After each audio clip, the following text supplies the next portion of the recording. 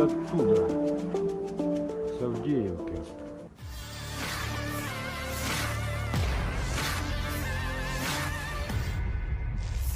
Sebuah rekaman ramai beredar di media sosial Telegram pada Kamis 18 Januari 2023. Dalam rekaman tersebut memperlihatkan suasana malam yang mencekam di sekitar wilayah Kherson.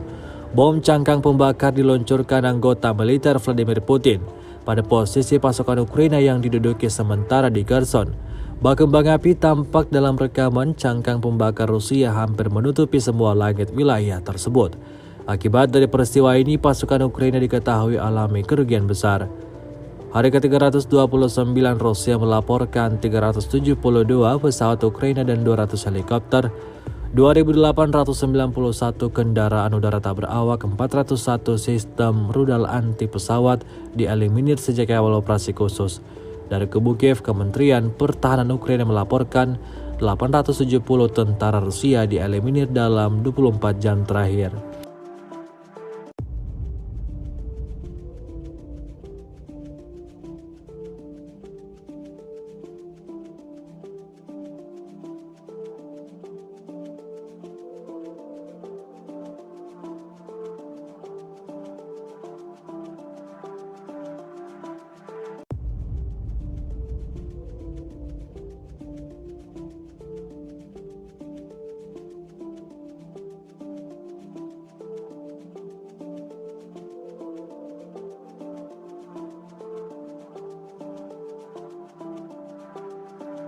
Terima kasih sudah nonton.